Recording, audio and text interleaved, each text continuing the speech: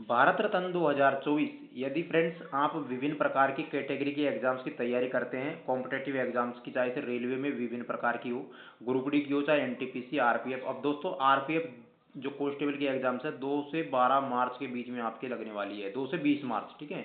तो उसके लिए भी एक क्वेश्चन है, बहुत ही इंपॉर्टेंट बन जाते हैं।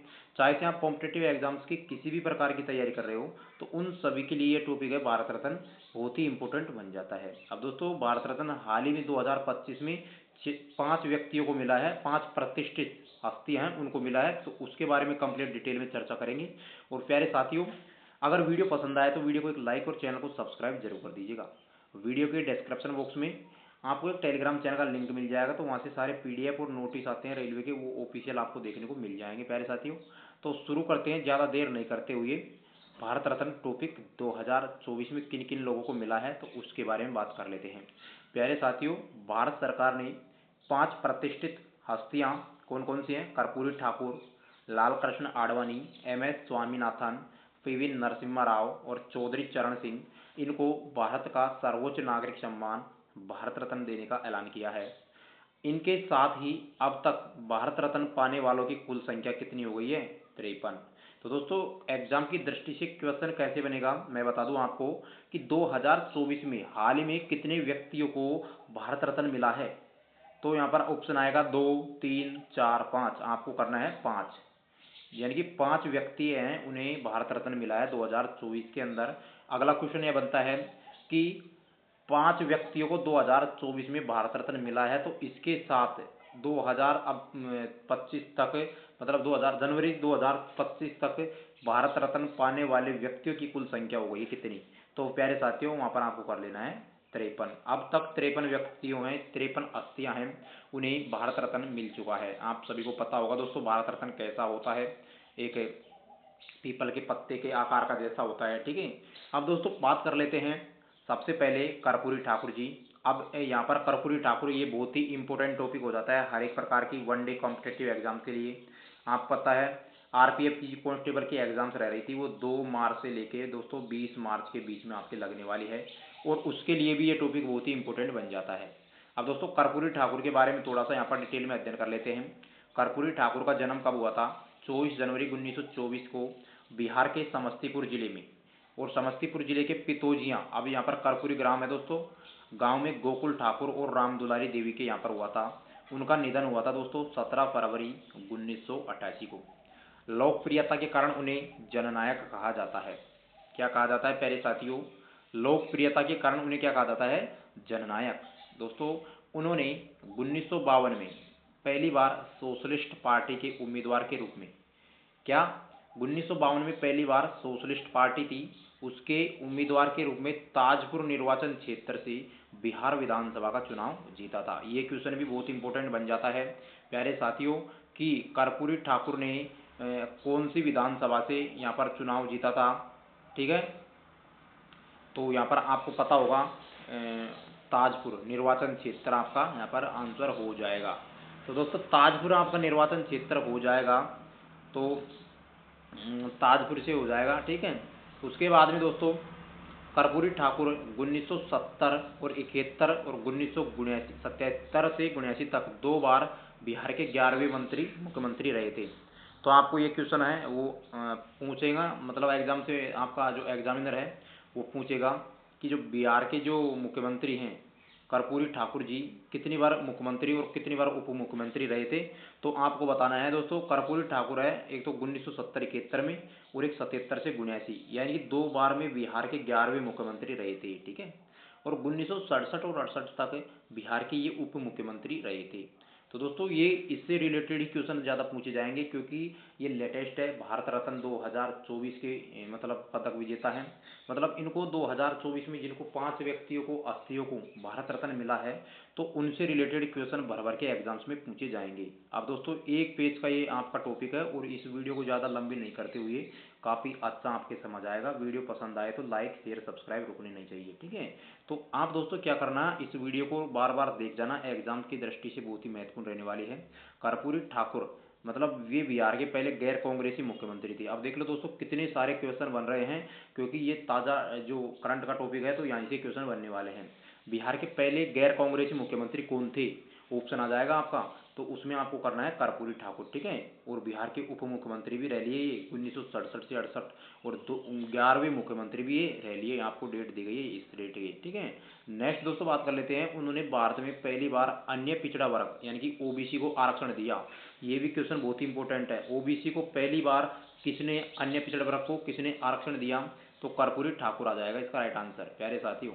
उसके बाद में उन्होंने 1977 में मुख्यमंत्री बनने के बाद मुंगेरी लाल आयोग की सिफारिशों को लागू किया, जिस कारण पिछड़े को नौकरियों में आरक्षण मिल गया था। अब प्यारे साथियों उसके साथ में बात कर लेते हैं नेक्स्ट क्वेश्चन के बाद में, वर्ष 1978 में उन्होंने एक अभूतपूर्व आरक्षण मॉडल प्रस्तुत किया था, जिनमें ओबीसी और आर्थिक रूप से पिछड़े हुए वर्ग यानी कि ईबीसी महिलाओं को उच्च जातियों से बीच आर्थिक रूप से पिछड़े वर्गों के लिए विशिष्ट कोटे के 26% आरक्षण का आवंटित किया गया था, ठीक है। और उन्हें बिहार में उर्दू को दूसरी राजकीय भाषा का दर्जा मिला था। किसने दिया था दोस्तों, जो कर्पूरी ठाकुर है उन्होंने बिहार में उर्दू को दूसरी राजकीय भाषा का दर्जा दिया। और ये भारत रत्न पाने वाले 40वें, यहाँ पर दोस्तों मरणोपरांत भारत रत्न पाले पाले 15 हैं। यानी कि आपको मैं बता दूं, यहाँ पर थोड़ा सा मिसप्रिंट हो चुका है प्यारे साथियों। अब तक कितने व्यक्तियों को यहाँ पर आप देख लीजिएगा, कितने व्यक्तियों को यहाँ पर मिल चुका है, तो यहाँ पर अब तक 53 व्यक्तियों को मिल चुका है। और उसके बाद में प्यारे साथियों कर्पूरी ठाकुर है उसको मिला था, तो यहाँ पर 48वां आ जाएगा, ठीक है। नेक्स्ट कर लेते हैं लाल कृष्ण आडवाणी। तो दोस्तों लाल कृष्ण आडवाणी ये दूसरे हैं मतलब इस साल के, और ये हैं 49वें, ठीक है, 50वें हैं, यानी कि ये 50 व्यक्ति हैं तो वो हो जाएंगे 49वें कर्पूरी ठाकुर, ठीक है। हम स्प्रिंट थोड़ा सा देखने को लेगा। अब बात कर लेते हैं प्यारे साथियों, यहाँ पर बात कर लेते हैं लाल कृष्ण आडवाणी भारत रत्न पाने वाले 50वें व्यक्ति हैं। और लाल कृष्ण आडवाणी का जन्म 8 नवंबर 1927 को कराची यानी कि अब पाकिस्तान में है वो वहाँ पर हुआ था। और वे 1942 में आरएसएस से जुड़ चुके थे, और 1980 में स्थापित भाजपा के सदस्यों में से एक थे, ठीक है। इनकी आत्मकथा पूछी जा सकती है प्यारे साथियों कि लाल कृष्ण आडवाणी है, उनकी आत्मकथा यानी कि किताब का नाम क्या है, तो माई कंट्री माई लाइफ है, वो लाल कृष्ण आडवाणी की किताब है। प्यारे साथियों अगला क्वेश्चन एक और बनता है, राम मंदिर के समर्थन में 25 सितंबर 1990 को सोमनाथ से अयोध्या तक रथ यात्रा की थी इन्होंने लाल कृष्ण आडवाणी जी ने। और उसी यात्रा के दौरान 22 अक्टूबर 1990 को समस्तीपुर में ये गिरफ्तार भी कर लिए गए थे, ठीक है। अप्रैल 1970 में जनसंघ सीट थी उससे राज्यसभा के लिए ये चुने गए थे, ठीक है। 2002 से लेकर प्यारे साथियों 4 तक ये भारत के 7वें उप प्रधानमंत्री भी रहे थे, उसके रूप में इन्होंने कार्य किया था। 1998 से 2004 तक भारत के गृह मंत्री भी ये रही थी, ठीक है। प्यारे साथियों 2009 में भाजपा के प्रधानमंत्री पद के उम्मीदवार भी रहे थे ये, 2009 में भाजपा की तरफ से ये प्रधानमंत्री पद है ना उनके उम्मीदवार भी रहे थे लाल कृष्ण आडवाणी। और 2015 में इन्हें पद्म विभूषण से सम्मानित भी किया गया था। तो ये दोस्तों एग्जाम की दृष्टि से बहुत ही महत्वपूर्ण क्वेश्चन बन जाते हैं आपको मैं बता दूं। और जो करंट लेटेस्ट है उसके हिसाब से इन टॉपिक से भर भर के क्वेश्चन पूछे जाएंगे, चाहे आप कोई सी भी एग्जाम्स की तैयारी कर रहे हो तो, ठीक है। वीडियो पसंद आए तो लाइक शेयर सब्सक्राइब रुकनी नहीं चाहिए। और वीडियो के डिस्क्रिप्शन बॉक्स में टेलीग्राम चैनल का लिंक मिल जाएगा, तो वहाँ से उसे भी आप सब्सक्राइब कर लीजिएगा, क्योंकि इंपॉर्टेंट पीडीएफ नोटिस आपको वहाँ पर देखने को मिल जाएंगे। MS स्वामीनाथन दोस्तों तीसरे नंबर पर आता है। अब दोस्तों भारत की हरित क्रांति के जनक और कृषि वैज्ञानिक क्या है, भारत के हरित क्रांति के जनक कहे जाते हैं MS स्वामीनाथन, क्वेश्चन पूछा जाता बार बार। और कृषि वैज्ञानिक है MS स्वामीनाथन का जन्म 7 अगस्त 1925 को कहाँ पर हुआ था, तमिलनाडु के कुंभकोणम में। और इनकी मृत्यु हुई थी प्यारे साथियों 28 सितंबर 2023 को चेन्नई में हुई थी, ठीक।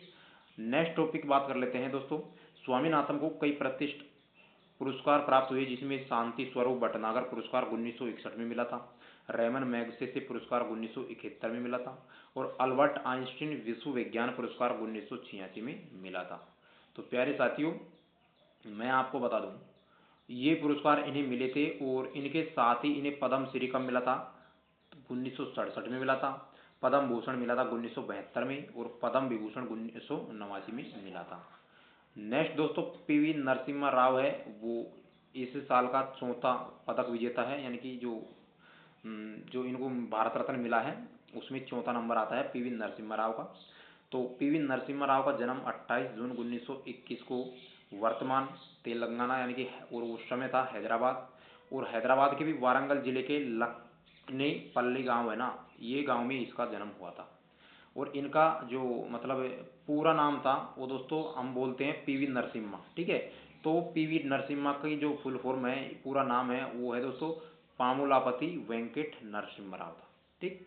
और इसके पिता का नाम था सीताराम राव, माता का नाम था रुकमाबाई, और वर्ष 1991 से 1996 तक वे भारत के 9वें प्रधानमंत्री रहे थे। कौन से 9वें प्रधानमंत्री रहे थे 1991 से 1996 तक। प्यारे साथियों, बात कर लेते हैं रक्षा के क्षेत्र में। रक्षा मंत्री, विदेश मंत्री, गृह मंत्री के रूप में भी जो पीवी नरसिम्हा राव है इन्होंने कार्य किया था। और 1971 से 1973 तक आंध्र प्रदेश के चौथे मुख्यमंत्री के रूप में इन्होंने कार्य किया था, यानी कि ये चौथे मुख्यमंत्री रहे थे 1971 से 73 के बीच में। और 73वें और 74वें संविधान संशोधन अधिनियम का कार्यान्वयन पीवी नरसिम्हा राव के कार्यकाल में ही हुआ था। 73वां और 74वां संविधान संशोधन का अधिनियम का जो कार्यान्वयन है वो भी पीवी नरसिम्हा राव के कार्यकाल में ही हुआ था। प्यारे साथियों, नेक्स्ट और लास्ट है जो भारत रत्न विजेता है चौधरी चरण सिंह। प्यारे साथियों, चौधरी चरण सिंह भी बहुत ही टॉपिक अच्छा बन जाता है, इंपॉर्टेंट बन जाता है एग्जाम की दृष्टि से। चौधरी चरण सिंह का जन्म 23 दिसंबर 1902 को उत्तर प्रदेश के मेरठ जिले के नूरपुर में कहाँ पर हुआ था, जाट किसान परिवार में, ठीक है। ये भी आपसे पूछा जाता है कि चौधरी चरण सिंह का जन्म किस किसान के परिवार में हुआ था। तो दोस्तों वहाँ पर ऑप्शन आ जाता है जाट किसान परिवार, गुज्जर किसान परिवार, ऐसे आ जाता है। तो वहाँ पर आपको क्या करना है कि जाट किसान परिवार में इनका जन्म हुआ था। कहाँ पे, मेरठ के नूरपुर जिले में, ठीक है। उत्तर प्रदेश है, उत्तर प्रदेश का मेरठ जिला है, और मेरठ जिले के भी नूरपुर में वहाँ पर इनका जन्म हुआ था। इसकी जयंती पर 23 दिसंबर को राष्ट्रीय किसान दिवस मनाया जाता है। कब मनाया जाता है प्यारे साथियों, 23 दिसंबर को। और इनकी मृत्यु हुई थी 29 मई 1987 को हुई थी। सर्वप्रथम 1937 में छापरौली में उत्तर प्रदेश विधानसभा के लिए चुने गए थे। 1937 में जो चौधरी चरण सिंह थी, ये 1937 में छपरौली जो विधानसभा थी वहाँ से यहाँ चुने गए थे। और 1979 और 80 तक वे भारत के 5वें प्रधानमंत्री भी रहे थे। चौधरी चरण सिंह 1979 से 80 तक 5वें प्रधानमंत्री रहे। हालांकि इस दौरान वे कभी भी संसद में नहीं गए थे। ये क्वेश्चन पूछा जा सकता है, ऐसे प्रधानमंत्री का नाम बताइए जो कभी भी संसद में नहीं गए थे। तो दोस्तों उसका राइट आंसर आपका हो जाएगा चौधरी चरण सिंह। अब दोस्तों एक पेज का आपका यहाँ पर ये पेज है पीडीएफ, इसमें आपको देख लो कितने सारे क्वेश्चन बन रहे हैं।